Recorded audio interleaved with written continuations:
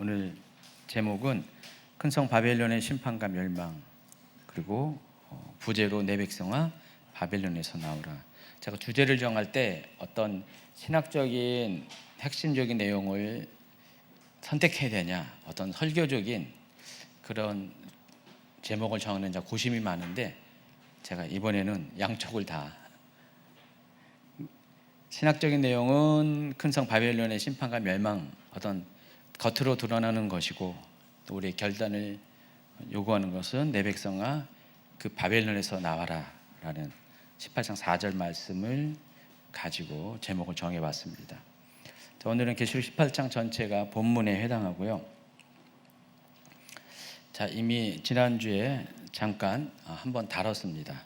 우리가 계시록 18장이 굉장히 중요한 챕터, 물론 계시록은 다 중요하죠. 근데 계시록 18장도 또 중요한 챕터 중에 하나입니다. 자, 여기는 큰 성 바벨론에 대한 그런 핵심적인 키워드가 나옵니다. 그래서 18장을 통해서 세 가지를 우리가 알아야 되는데, 큰 성 바벨론의 정체는 무엇인가, 무엇을 가리키는가를 알아야 되고, 두 번째는 큰 성 바벨론이 심판을 받는데 왜 심판받아야 되는가, 세 번째는 어떻게 심판받아 무너지는가에 대해서 이 세 가지의 중요한 그 포인트를 가지고 우리가 18장을 다뤄야 될 것 같습니다. 이 중에서 큰 성 바벨론의 정체에 대해서는 지난 강의 시간에 말씀드렸는데, 여기 한번 같이 읽어볼까요? 큰 성 바벨론을 어떻게 우리가 정의할 수 있는지 한번 같이 읽도록 하겠습니다. 큰 성 바벨론은 마지막 때 적그리스도의 세계 통치 체제를 지칭하는 정치, 경제, 종교적 통합 시스템입니다. 큰 성 바벨론은 단순한 도시 또는 특정 나라가 아니라 하나님을 대적하는 사탄의 대리자인 적그리스도를 섬기기 위해 세상을 통제하려는 세계 단일 정부 체제를 상징합니다. 그러니까 큰 성 바벨론이 뭐냐라고 했을 때, 큰 성 바벨론은 이와 같은 존재다라는 것들이 우리 머릿속에 있어야 됩니다. 즉, 계시록은 대부분 상징의 언어이기 때문에 큰 성 바벨론이라고 했지만은 이 큰 성 바벨론은 한 도시를 말하는 게 아니라, 어떤 특정한 나라를 말하는 것이 아니라 어떤 시스템을 말합니다. 체제를 말하는 것이에요. 근데 그 체제가 정치와 종교와 경제가 통합되어서 목적이, 큰 성 바벨론이 추구하는 목적이 적그리스도를 세상의 왕으로 또 숭배받을 자로 세우기 위해서 모여진 그런 정치, 경제, 종교의 통합 시스템, 다른 말로 해서 세계 단일 정부라고 말할 수가 있습니다. 마지막 때에 등장하는 세계 단일 정부는요, 어떤 정치 시스템이 아니라 종교가 결합된 그런 체제라고 말씀드렸어요. 그래서 앞서 소개한 17장의 큰 음료는 그 부분에 있어서 종교를 하나로 통일시키는 그런 역할을 감당하는 바벨론 체제의 한 측면이고요. 여기 또 큰 성 바벨론은 그 중에서 정치와 경제를 담당하는 바벨론 시스템의 한 측면입니다. 이 두 가지, 큰 음녀와 큰 성 바벨론이 합쳐서 바벨론 체제, 바벨론 시스템을 이라고 말하고, 이 바벨론 체제는 목적은 적그리스도를 세상의 왕으로 또 하나님으로 숭배하도록 모든 세상 사람들을 민족과 언어와 또 종교와 상관없이 하나로 묶어버리는 그와 같은 시스템을 말하는 것입니다. 그래서 어떤 지역에 해당하는 것이 아니라 전 지구적인 시스템이라는 것을 아시기 바랍니다. 마지막 때는 이와 같은 시스템이 세상 가운데 등장하게 된다는 것입니다. 오늘날 우리가 알고 있는 UN 그 정도 수준이 아니라, UN의 어떤 정치력, 통제력은 한계가 있잖아요. 근데 이 세계 단일 정부는 그 정도가 아니라 완벽하게 세상의 모든 민족과 열방과 정치와 언어와 종교까지도 완전히 통제할 수 있는, 100% 통제할 수 있는 그런 시스템을 말하는 것입니다. 그래서 이게 큰 성 바벨론이라고 부릅니다.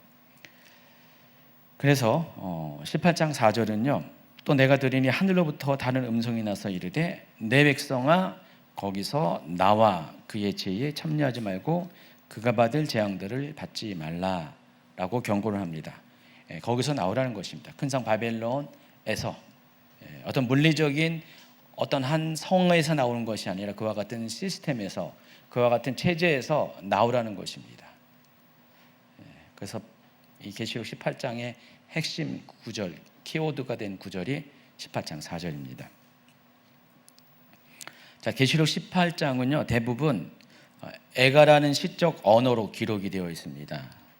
여러분 성경에 보면은 에가라는 이름을 가진 성경책이 하나 있어요. 뭐죠? 예레미야 에가입니다.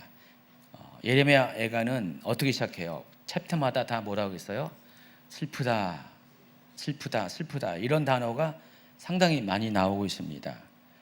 그래서 내용 자체가 다 슬픈 내용인데 왜 슬픕니까? 멸망에 관한 이야기를 기록하고 있으니까 슬픈 거죠. 그래서 예레미야 에가는 예레미야 서가 있지만은 별도로 그 유다의 멸망에 관한 이야기들을 멸망을 예고하는 내용들을 기록을 했는데 이 내용들이 다 어떤 식으로 기록이 되었냐? 마치 시구처럼 기록이 되어 있어요. 시적 언어로 기록이 되어 있습니다. 그래서 슬픈 노래가 에가입니다. 슬픈 노래 형식으로 기록되어 있습니다. 자, 구약의 선지서 중에서 그와 같은 에가 형식으로 기록된 것들이 덜어 있습니다. 각각의 선지서들은요 크게 두 가지 주제를 다룹니다.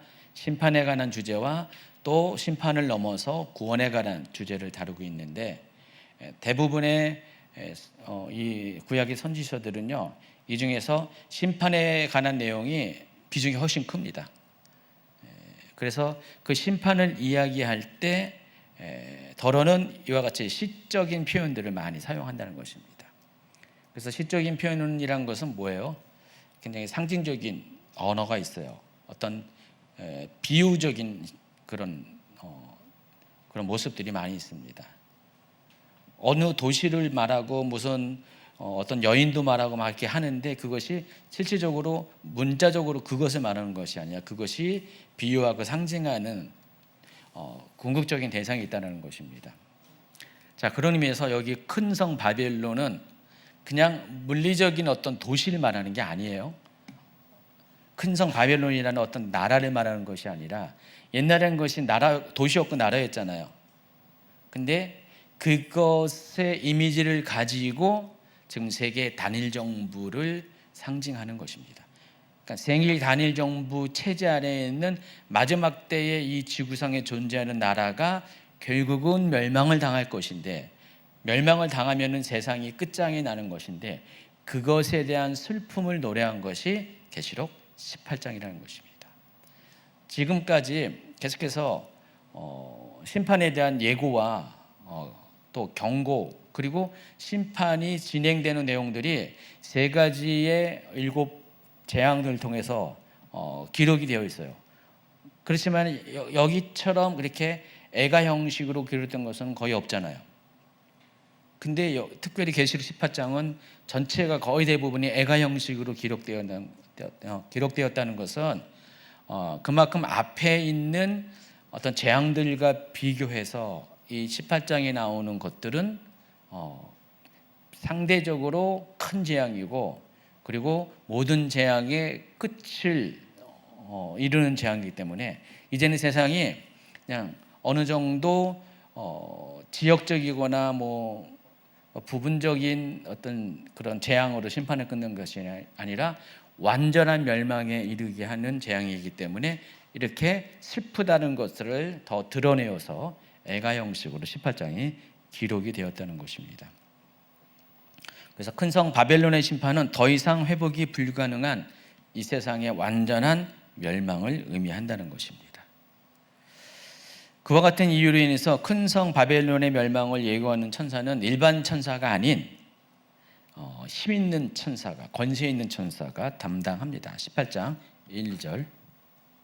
이루에 다른 천사가 하늘에서 내려오는 것을 보니 큰 권세를 가졌는데 그의 영광으로 땅이 환하여지더라. 힘찬 음성으로 외쳐 이르되 무너졌도다 무너졌도다 큰 성 바벨론이요. 18장 1, 2절은 이 18장 전체의 서론에 해당합니다. 자, 그런데 여기에 등장하는 천사는 하늘에서 큰 권세를 가진 천사라고 했습니다. 그런데 직접적으로 힘센 천사라는 표현은 없어요.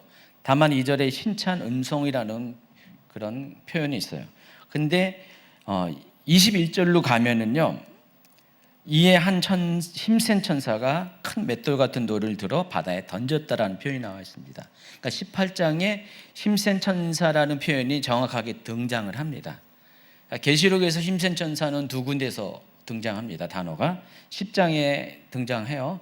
내가 또 보니 힘센 다른 천사가 구름을 입고 하늘에서 내려오는데 10장에서 한 번 힘센 천사가 출현하고 그리고 18장에 한 번 더 출현합니다. 일반적인 천사가 아닌 힘센 천사라고 굳이 강조해서 말한 이유는 그만큼 힘센 천사가 갖고 있는 특별한 무게감이 있기 때문에 그렇습니다. 그래서 힘센 천사가 등장하는 장면은 굉장히 중요한 계시록관에서의 어떤 사건의 전환이 되는 장면 가운데 중요한 사건 가운데 힘센 천사가 등장합니다. 자, 10장에서 힘센 천사가 예고한 내용이 뭐였어요? 예수 그리스도의 공중 재림과 성도의 휴거에 관한 메시지를 10장에서 오픈된 열려진 작은 두루마리 책을 통해서 그 내용을 알려주고 있잖아요. 하나님의 그 비밀이 공개되는 날에 대한 예고를 전하기 위해서 등장한 게 계시록 10장의 힘센 천사입니다.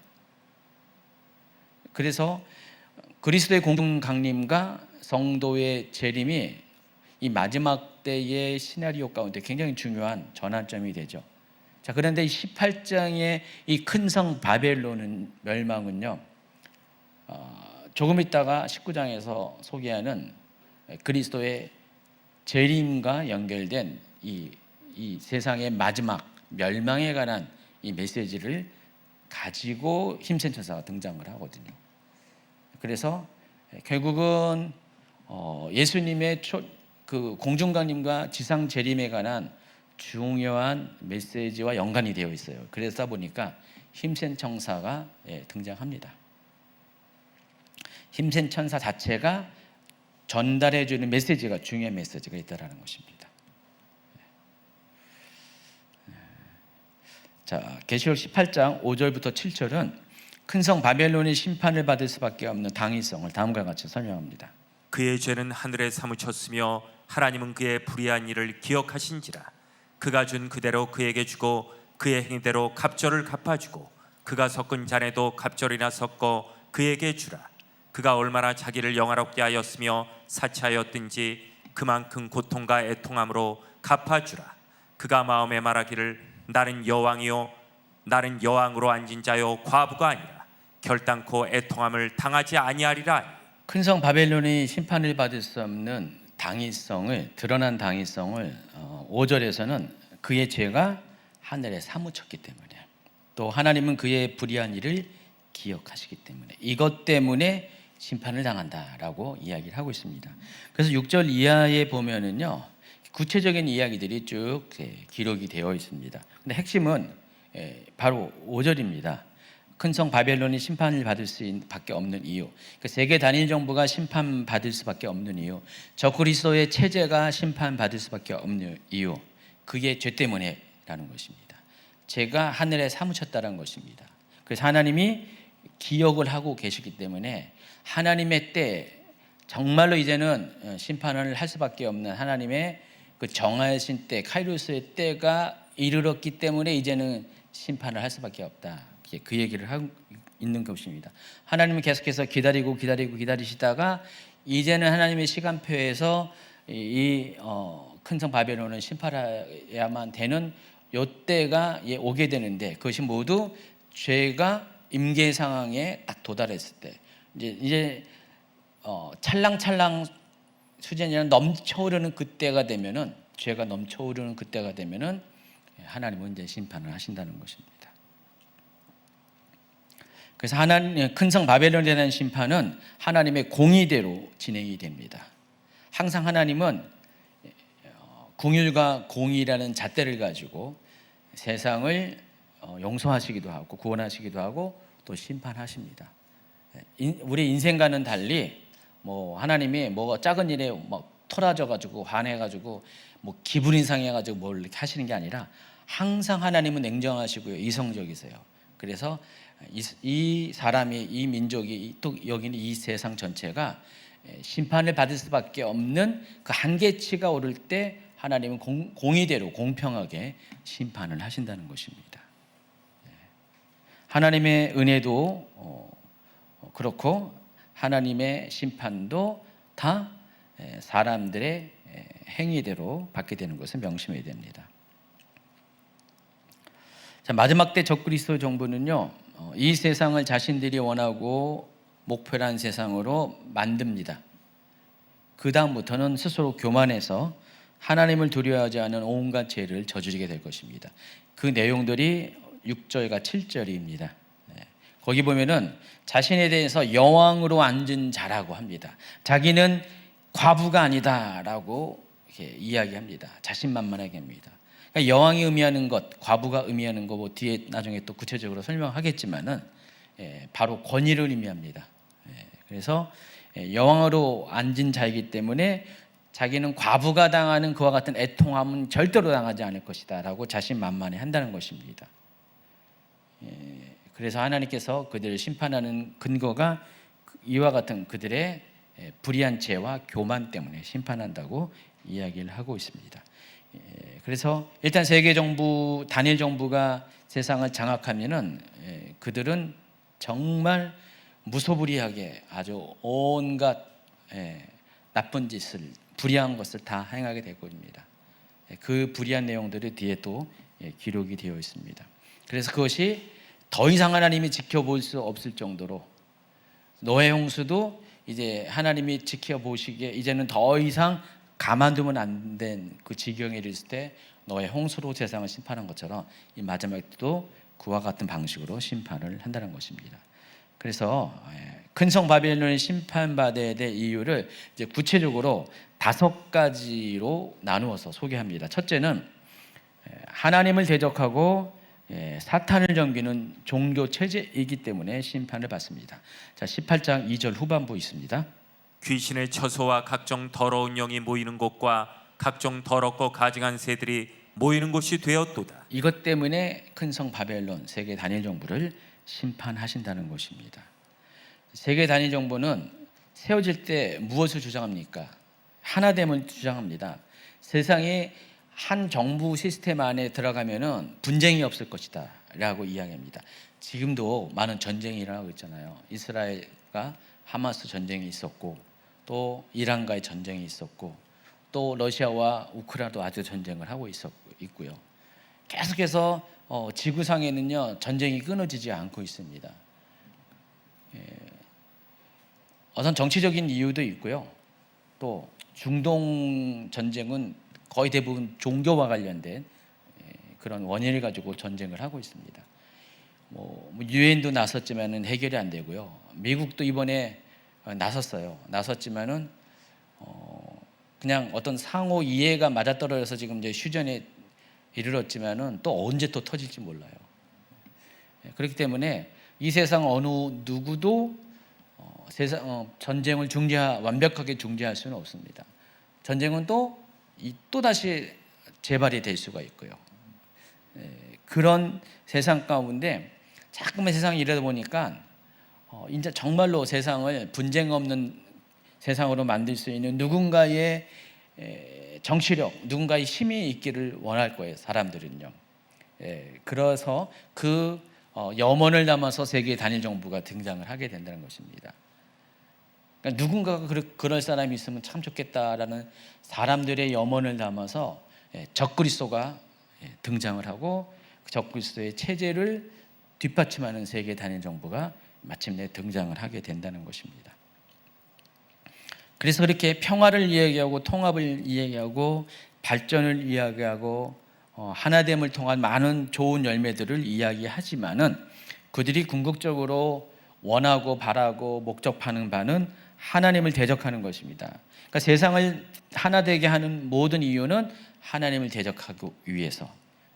그래서 그 영적 실체는 사탄을 숭배하는 적그리스도를 하나님으로 높이려는 종교 체제이고 악한 영들의 본거지라는 것입니다.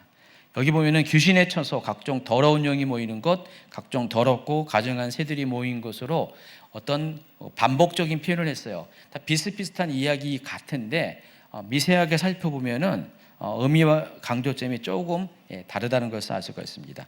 귀신의 처소라는 것은, 여러분, 처소라는 것은 거주하는 곳을 말하는 겁니다. 거처를 의미하는데, 여러분, 귀신은 뭐죠? 성경에서 나오는 귀신은 뭐죠?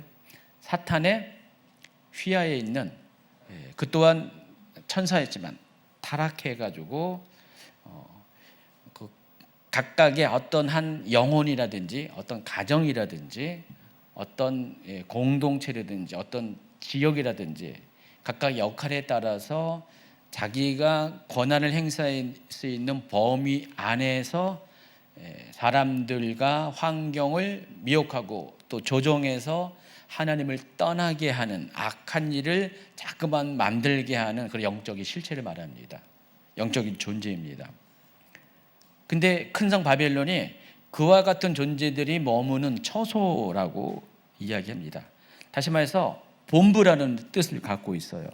그러니까 사탄과 귀신의 활동이, 악한 것들의 활동이 이루어지는 어떤 영적 본부거지, 사령부와 같은 곳이 큰 성 바벨론이라는 것입니다. 그래서 이 큰 성 바벨론은요, 그와 같은 모든 악한 존재들이 집합해 있는 장소적인 의미를 갖고 있습니다.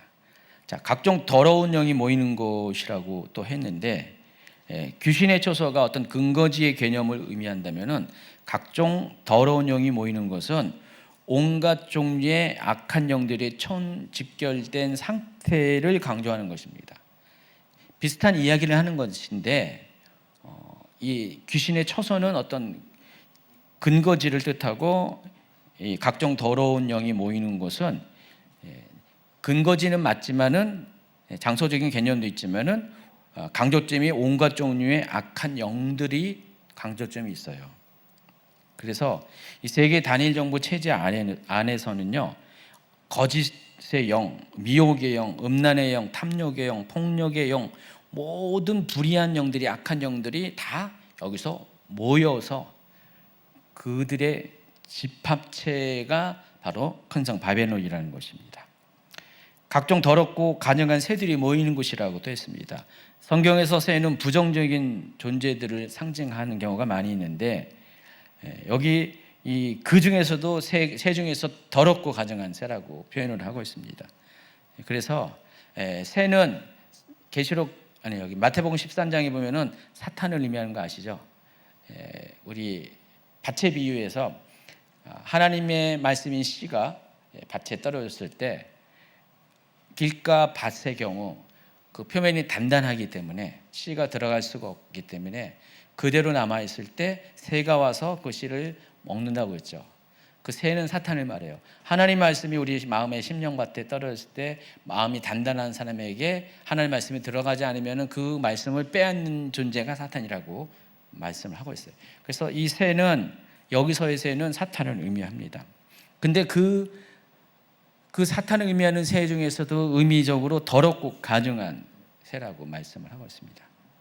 더 영적으로 아주 더럽고 특히 사람들의 영혼을 노리는 악한 세력들, 사악한 세력들이 바로 더럽고 가증한 새들이라고 이야기합니다.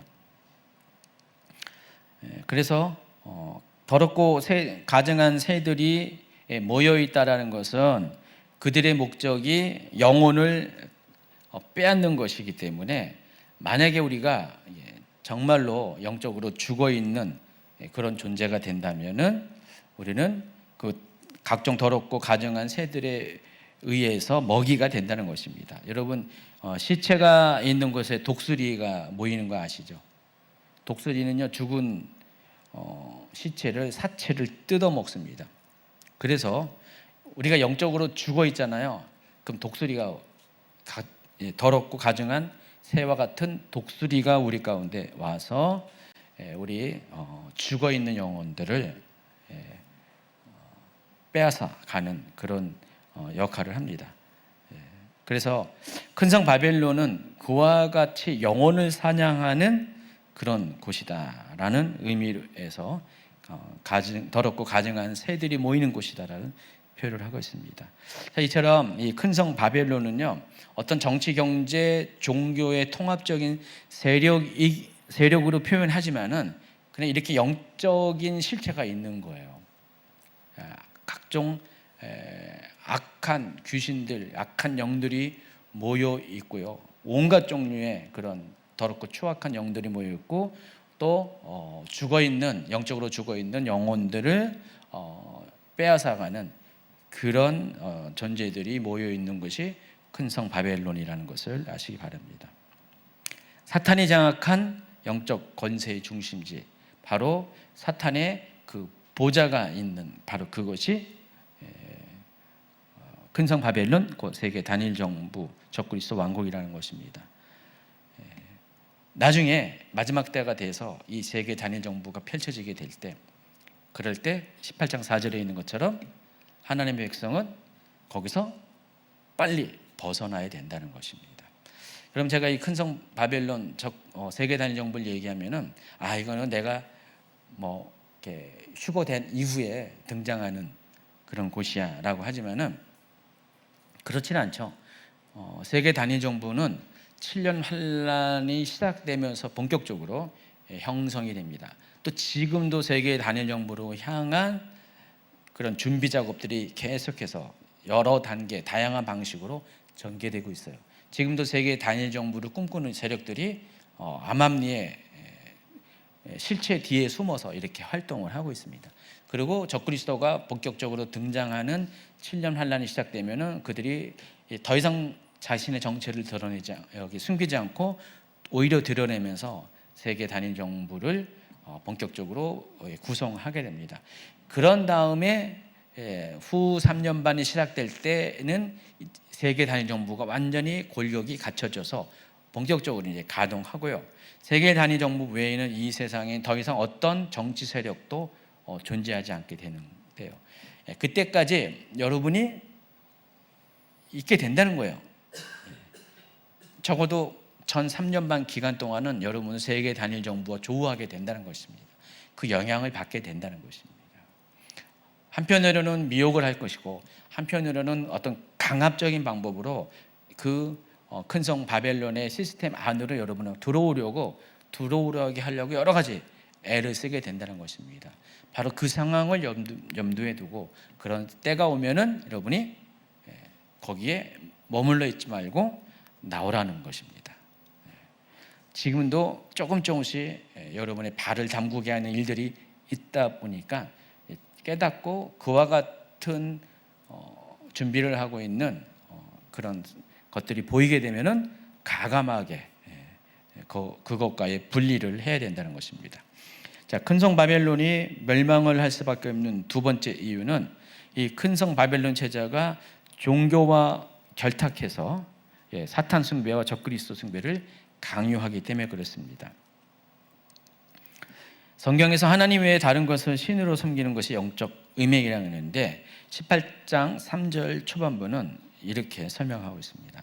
음행의 진노의 포도주로 말미암아 만국이 무너졌으며. 음행의 진노의 포도주라고 했습니다. 그러니까 영적 음행, 사탄 숭배, 적그리스도 숭배가 하나님 앞에서는 진노의 포도주와 같은 결과를 가져오기 때문에, 그것 때문에 만국이 바로 큰 성 바벨론이 무너졌다라는 것입니다.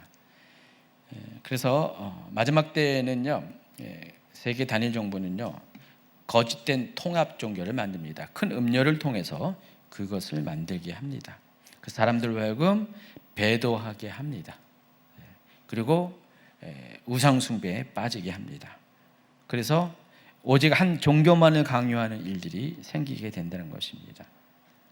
그들도 하나님을 이야기하는데 여기서 말하는 하나님은 우리가 아는 하나님이 아니라 적그리스도와 사탄을 이야기한다는 것을 아시기 바랍니다. 그래서 오늘날 평화를 이야기하는 종교는요, 다 그런 종교로 봐야 돼요. 종교 안에는요, 제가 보기엔 평화는 없어요. 전쟁이 있을 뿐입니다. 영적 전쟁. 종교와 다른 종교가 평화는 있을 수가 없다라는 것입니다. 특히 기독교와 다른 종교는요, 절대로 평화를 누릴 수가 없어요. 근데 기독교와 다른 종교 간에 자꾸만 공존을 이야기하고 평화를 이야기하고 하나됨을 이야기하는 것은 우리가 보기에는 굉장히 좋아 보이지만은 그것은 결국은 미혹이라는 것을 아시기 바랍니다. 하나 돼서 뭘 어떻게 할까? 다 종교가 섬기는 각각의 신이 있는데 과연 어떤 신을 섬기냐고 그 고민이 생기잖아요. 그렇다고 해서 기독교의 신을 섬기냐? 그렇지는 않게 된다는 것입니다. 결국은 거기서 말하는 신은 하나님이 아닌 사탄이 될 수밖에 없어요. 그러니까 기독교 외에 다른 모든 종교는요, 종교다원주의가 맞아요. 근데 그 끝이 어디로 갑니까? 사탄이에요, 사탄. 기독교 외의 모든 종교의 끝은 다 사탄입니다. 섬기는 방식과 드러나는 신의 형태는 다 달라 보여도 최종적인 그 꼭지점에 있는 그들이 숭배하는 대상은 사탄이라는 것입니다. 그래서 기독교와 공존할 수가 없는 거예요. 그래서 다른 종교와 공존과 하나됨과 그런 것은 있을 수가 없고, 만약 그렇게 된다, 그런 것은 마지막 때의 종교 통합주의로 가는 그와 같은 흐름 가운데 그렇게 될 수밖에 없습니다. 자, 큰성 바벨론이 심판받아야 할 세 번째 이유는 탐욕과 사치, 물질주의로 세상을 타락시키기 때문에 그렇습니다. 그러니까 큰성 바벨론이 하는 역할은요, 사람을 물질 중심으로 자꾸만 끌고 가게 됩니다. 세상을 점점 사치하고 물질이 우선하는 그런 세상으로 만들어가게 된다는 것입니다. 경제적 탐욕과 부를 가지고 세상을 자꾸만 오염시킵니다. 자, 18장 3절 후반부와 7절 전반부를 연속으로 읽어주세요. 또 땅의 왕들이 그와 더불어 음행하였으며 땅의 상인들도 그 사치의 세력으로 치부하였도다 하더라. 그가 얼마나 자기를 영화롭게 하였으며 사치하였던지 그만큼 고통과 애통함으로 갚아주라. 큰성 바벨론은 돈의 힘으로 사람들을 지배하게 될 것입니다. 세상의 물질주의를 계속해서 말하게 할 것입니다. 그래서 여러분, 세계 단일 정부 세력과 연관된 사람들은 제가 지난주에 그림자 정부도 이야기하고 딥스테이트를 이야기하면서 여러 그림자 정부와 딥스테이트에 해당하는 어떤 세력들에 대해서 그룹으로 이렇게 나눠서 소개를 했죠. 거기 보면 정치 세력도 있지만은 빠지지 않는 게 뭐였어요? 경제 세력이 있습니다. 세상의 경제를 좌우하는 아주 핵심 엘리트층들이 그와 같은 그림자 정부 또는 딥스테이트에 관계된 그런 활동들을 지금도 하고 있습니다. 그래서 세계 단일 정부를 꿈꾸는 세력들의 정체는 이 막강한 돈의 힘으로 무장된 군산 복합체 재력가들 말합니다. 이게 현재로서 그들의 그 다수 굉장히 중심에 있는 사람들이 유대계 자본입니다. 그래서 계시록에서 말하는 자칭 유대인이 이들일 가능성이 있을 것 같아요. 그래서 현재 이 유대계 자본은요, 유대인 자본은 전 세계의 경제를 꽉 붙잡고 있습니다. 특히 미국 정계는 유대계 자본에 의해서 움직이고요. 그래서 지금 현재 상황에서도 그들의 독주를 막을 수가 없다는 것입니다.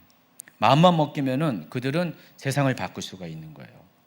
세계의 모든 경제는 이 유대계 자본에 의해서 지금 많은 컨트롤을 당하고 있습니다. 자, 이것이 지금은 우리 눈에는 그냥 그 정도로 알고 있지만은 마지막 때에 정말 세계 단일 정부 체제에 들어갔을 때 이들이 그 흐름 가운데서 거기에 주축이 되었을 때 그들은 이 재력을 통해서 세상을 완전히 탐욕의 도성으로 만들어 가게 된다는 것입니다. 그리고 결국 이것 때문에 그들이 심판을 받게 된다는 것입니다. 자, 근성 바벨론이 심판받아야 할 네 번째 이유는요. 18장 24절 읽어주세요. 선지자들과 성도들과 및 땅 위에서 죽임을 당한 모든 자의 피가 그 성 중에서 발견되었느니라 하더라. 성도들, 선지자들 등과 같은 영적 진리를 말하는 하나님의 사람들을 핍박하고 죽이는 세력이기 때문에 그렇습니다. 자, 이게 큰성 바벨론이 물리적인 어떤 공간을 말하는 건 아니라고 했어요. 어떤 시스템, 정치, 체제를 말한다고 말씀드렸어요. 그래서 거기서 발견됐다는 것은 무슨 물리적 공간 어디서 이들의 피가 발견됐다는 뜻이 아니라 그들이 이와 같은 일들을 행했다는 것입니다. 믿음의 사람들, 참된 하나님의 사람들을, 성도들과 선지자들을 핍박하고 죽이는 일들을 마지막 때 그들이 하게 된다는 것입니다. 그래서 7년 환란의 기간 중에서 전 3년 반 기간 동안에도 그렇게 하고요. 그리고 후 3년 반 기간 동안에는 이것이 대놓고 본격적으로 당연스럽게 행하게 된다는 것입니다. 그때 남겨진 자들이 핍박당할 것이고 이들에 의해서 죽임을 당할 것이요. 그러니까 그들 가운데 성도가 있다라는 거예요. 이 후 3년 반 기간 동안에 선지자들도 있다라는 것입니다. 그래서 모든 사람들이 휴거를 당하지만 하나님께서 마지막 때의 후 3년 반에 복음 전파를 위해서도 남겨진 일부의 사람들이 있다는 가능성이 여기서도 또 증명이 됩니다.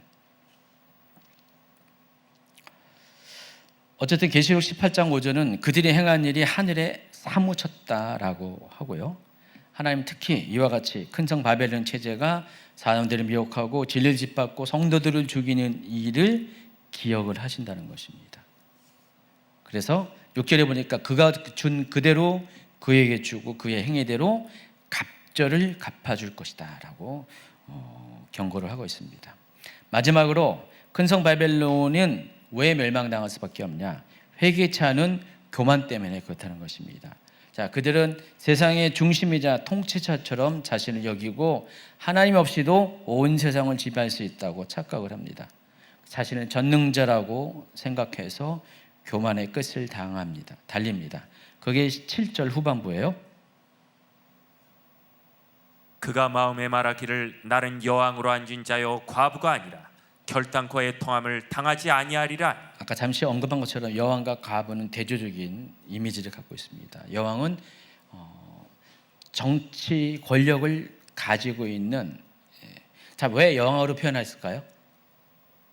앞서 17장에 큰 음료를 염두에 두고 이렇게 여왕이라고 하는 겁니다. 그리고 또 상대적으로 과부는 그때 당시에 가장 힘없고 능력 없고 빽없는 존재가 과부인데 그와 비교해서 또 여왕이라고 표현을 한 겁니다. 절대로 나는 여왕과 같은 그런 힘없는 존재가 아니기 때문에 애통한 일을 당하지 않을 것이다 라고 이야기합니다. 자기는 이제 세상의 왕이고 신과 같은 존재이기 때문에 절대로 그런 일이 없을 것이라고 교만하게 이야기합니다. 하나님은 이들의 이 교만에 심판하신다는 것입니다. 자, 계시록의 경고와 비슷한 내용이 이사야서에서도 다음과 같이 예고되어 있습니다. 이사야 47장 1절과 7절 8절 연속으로 있습니다. 처녀 딸 바벨론이여 내려와서 티끌에 앉으라. 딸 갈대하여 보좌가 없어졌으니 땅에 앉으라. 내가 다시는 곳고 아랫답다 일컬음을 받지 못할 것임이라. 말하기를 내가 영영이 여주인이 되리라 하고 이 일을 내 마음에 두지도 아니하며 그들의 종말도 생각하지 아니하였도다. 그러므로 사치하고 평안히 지내며 마음에 이르기를 나뿐이라. 나 외에 다른 이가 없도다. 나는 과부로 지내지도 아니하며 자녀를 잃어버린 일도 모르리라 하는 자여. 너는 이제 하세요.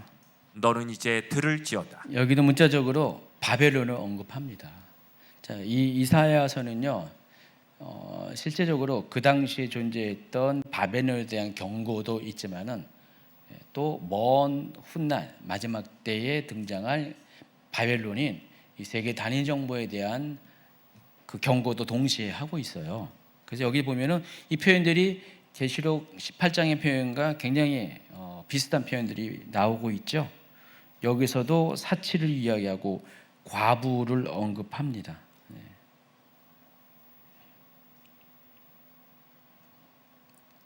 또 여주인이라는 표현도 하고 있습니다. 세상의 여주인이라는 표현도 하고 있습니다. 그리고 그들의 종말도 생각도 아니한다라는 표현을 하고 있습니다. 그래서 이게 이사야 47장과 계시록 18장은 서로 별개의 이야기가 아니라 같은 이야기를 하고 있다는 것을 알 수가 있습니다. 이처럼 회개도 없고 하나님 없이도 잘 살 수 있는 교만은 결국 하나님의 심판을 불러오게 됩니다. 우리가 이제 큰성 바벨론이 멸망을 받을 수밖에 없는 5가지 이유를 좀 소개를 했고요.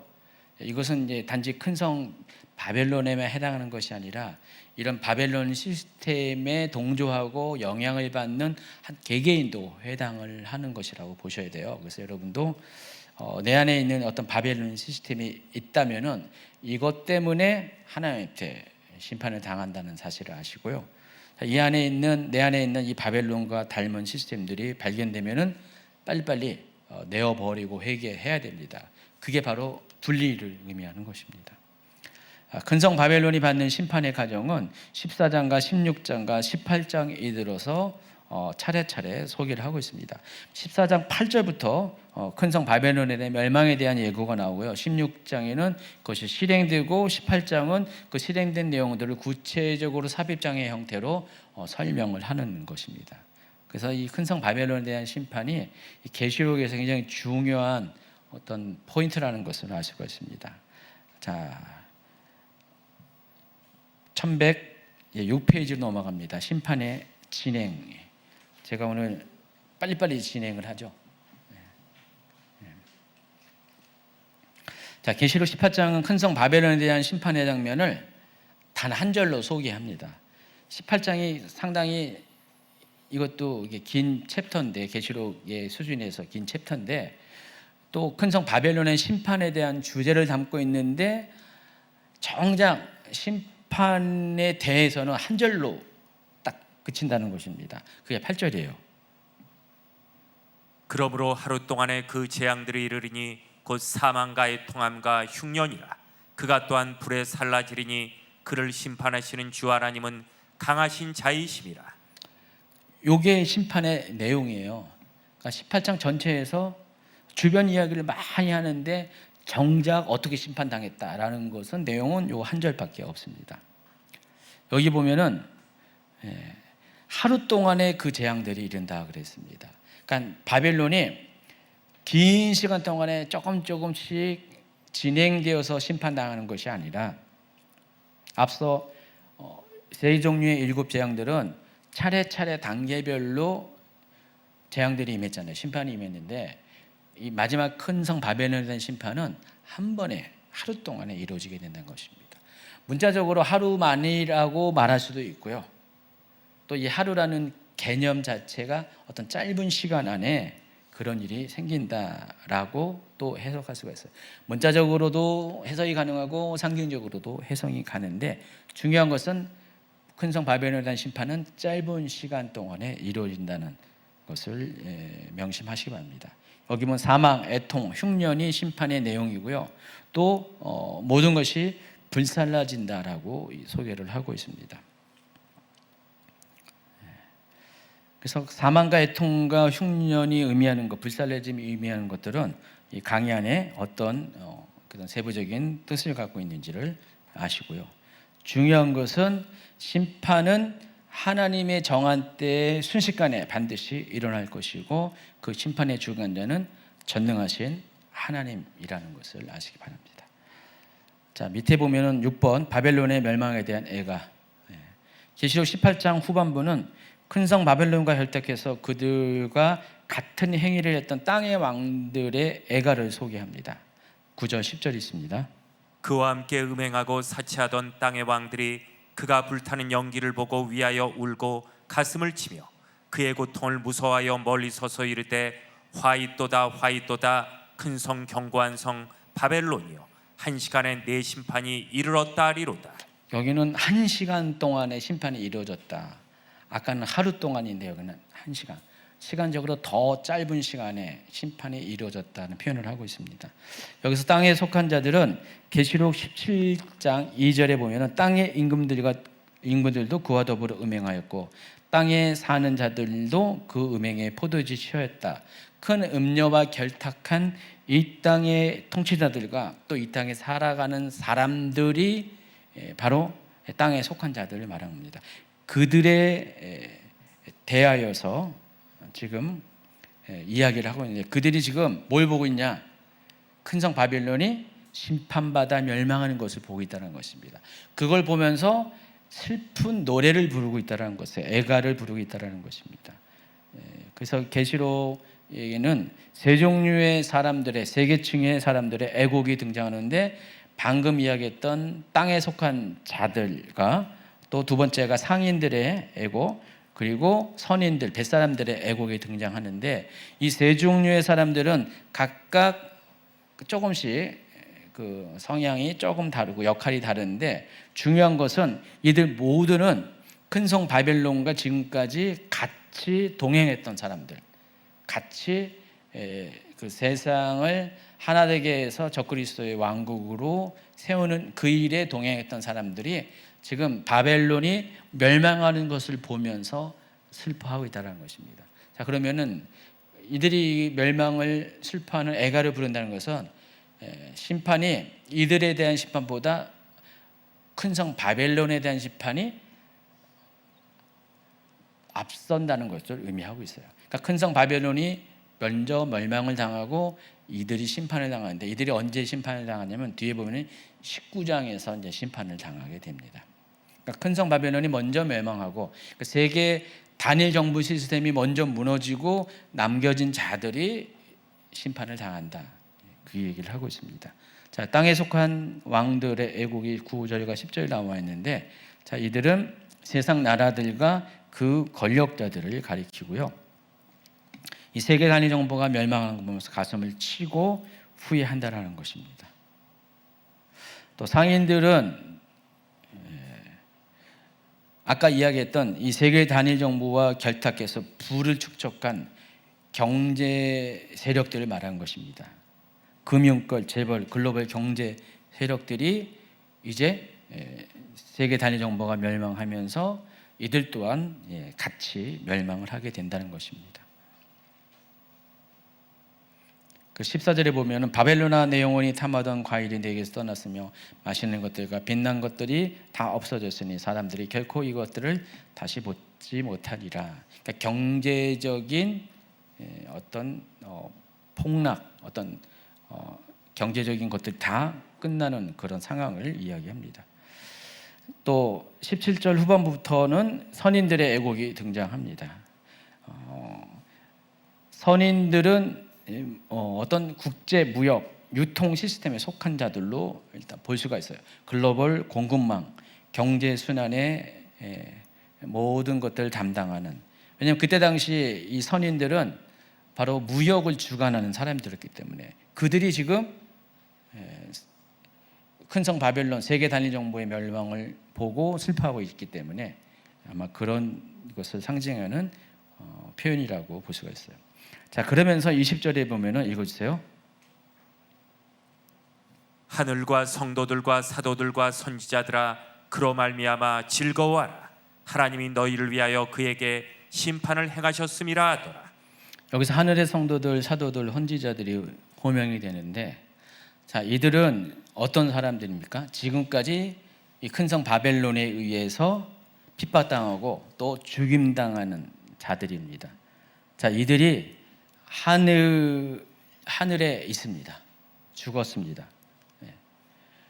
그런데 이 세계의 단일 정부가 큰 성 바벨론이 멸망을 하니까 큰 성 바벨론과 관계된 사람들은 슬픔이지만은 이들에게는 기쁨과 즐거움이 된다는 것입니다. 그 이유가 그 큰 성 바벨론이 심판을 당했기 때문에 그렇다는 것입니다.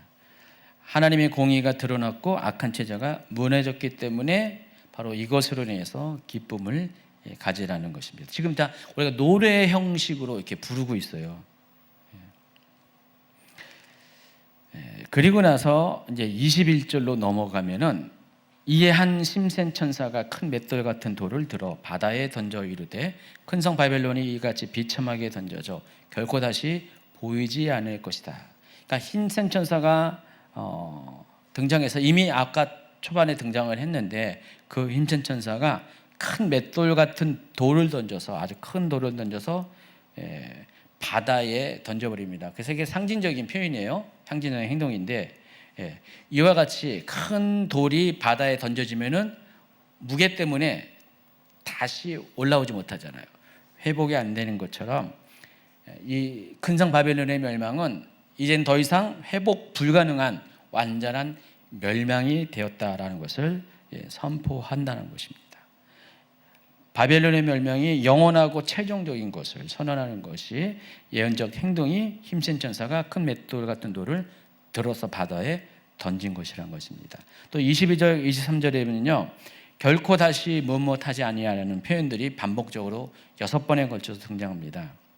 그래서 여기 보면은 음악이 사라지고 다시는 음악이 소리가 들리지 않을 것이다. 그래서 검은 곳 타는 자, 풍류하는 자, 퉁소 부는 자, 나팔 부는 자들의 소리가 결코 들리지 않을 것이다. 또 세공업자들이 결코 다시 내 안에서 보이지 않을 것이다. 맷돌 소리가 결코 다시 내 안에서 들리지 않을 것이다. 등불빛이 결코 다시 내 안에서 비치지 않을 것이다. 신랑과 신부의 음성이 결코 다시 내 안에서 들리지 않을 것이다. 결코 5번이네요. 없다, 다시 회복되지 않을 것을 반복적으로 강조를 하고 있습니다. 관련된 것, 그 음악이 의미하는 게 세공업자 의미하는 것들은 이렇게 강의안을 통해서 한번 참조하시고요. 이와 같은 것들이 이제 다시는 회복되지 않을 것이다. 멸망 후에는 다시 이런 것들이 없게 될 것이다 라는 이야기를 함으로써 큰 성 바벨론의 이 멸망이 지금은 파괴되고 다시 언젠가 복구되는 그런 차원이 아니라 이제는 완전히 큰 성 바벨론의 심판을 통해서 이 세상의 모든 삶의 영역들의 것들이 끝장나는 완전한 종말을 의미한다는 것입니다. 그러면서 24절 계시록 18장의 마지막 절인 24절은요. 읽어주세요. 선지자들과 성도들과 및 땅 위에서 죽임을 당한 모든 자의 피가 그 성 중에서 발견되었느니라 하더라. 아까도 큰 성 바벨론이 심판당하는 5가지 이유 중에 하나 얘기했죠. 결론적으로 큰 성 바벨론이 심판을 받는 철저한 심판을 받는 최종적인 이유는 이들이 성도들의 죽음에 대한 핏값을 받는다는 것을 이야기하고 있습니다. 그래서 큰 성 바벨론은 하나님의 사람들을 핍박하고 죽이는 데 앞장선 체제입니다. 하나님은 반드시 공의대로 그들을 심판하십니다. 그래서 이 심판은 하나님의 공의가 지팡되는 거룩한 심판이라는 것입니다. 자, 이제 결론을 맺습니다. 큰 성 바벨론은 이제 마지막 시대에 등장할 세계 단일 정부 체제를 말한다고 말씀드렸어요. 어떤 한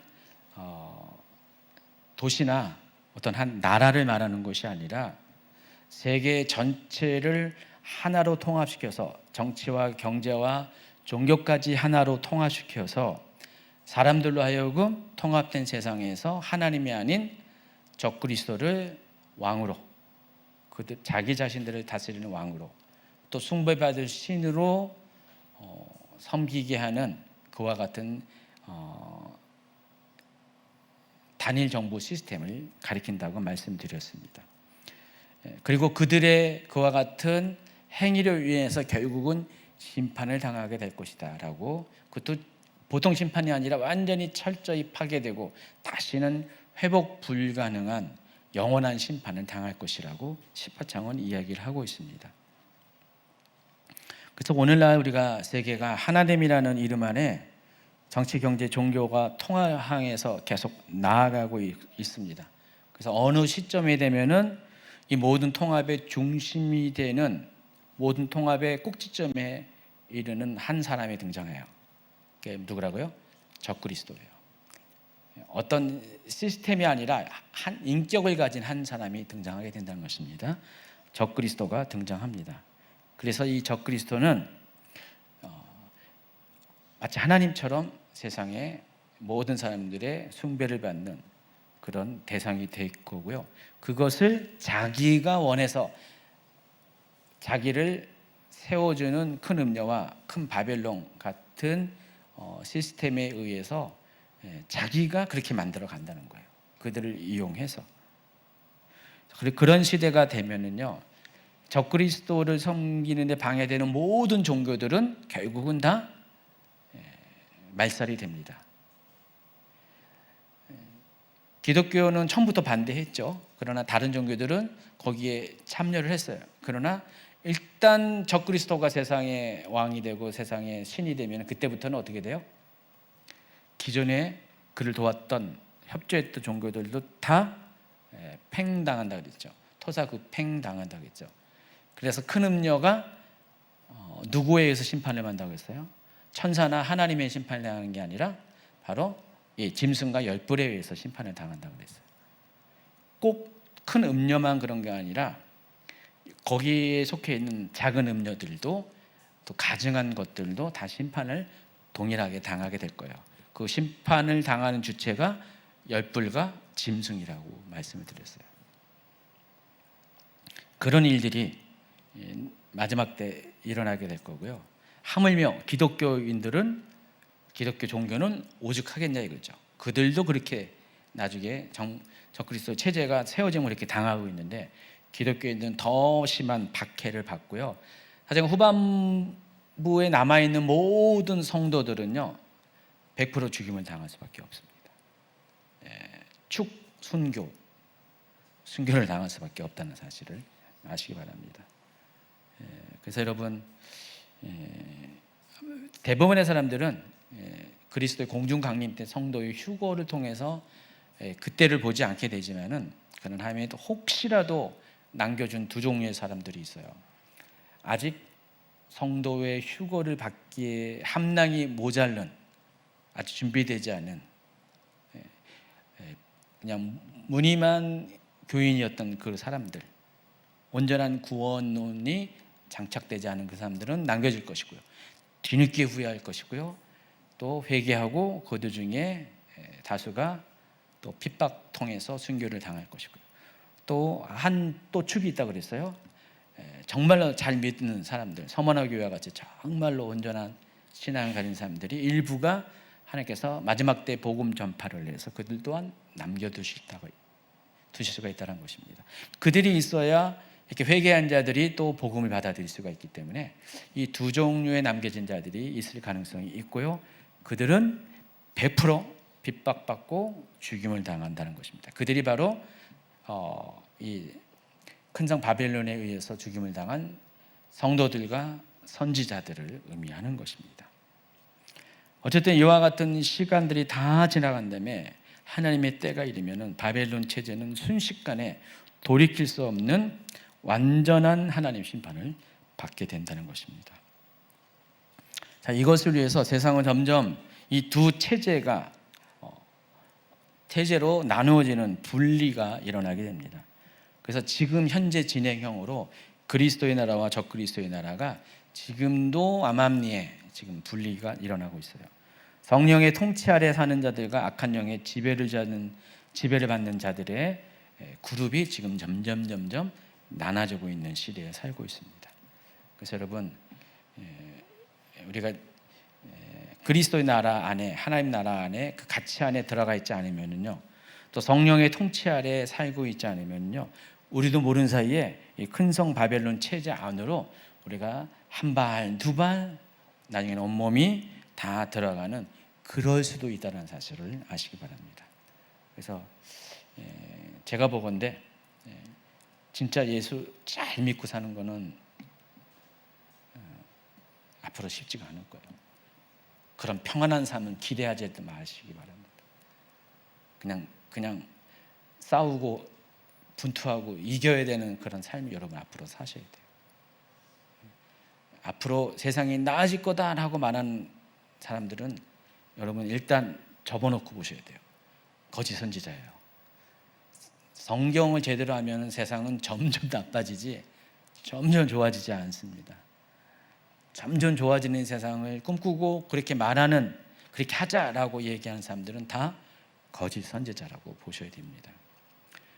우리가 앞으로 가져야 될 마음가짐은 그와 같은 세상 가운데 점점 어두워지고 힘들고 있는 세상에 어떻게 우리가 우리의 믿음을 지킬 수 있는가를 같이 고민해보자라는 그 메시지가 진짜 메시지고요. 그런 상황 가운데도 우린 그럼에도 불구하고 우리의 신앙을 꼭 붙잡자라는 그런 권면을 하는 것이 참된 강단이라는 사실을 아시기 바랍니다. 그래서 여러분 마지막 때 되면 원하든 원치 않든 우리는 다 동지가 될 겁니다. 이런 같은 뜻을 가지고 우리 동지 여러분들 18장 4절을 마지막으로 읽고 오늘 말씀 마치겠습니다. 또 내가 들으니 하늘로부터 다른 음성이 나서 이르되 내 백성아 거기서 나와 그의 죄에 참여하지 말고 그가 받을 재앙들을 받지 말라. 다음 주는 계시록 19장을 다뤄드리도록 하겠습니다.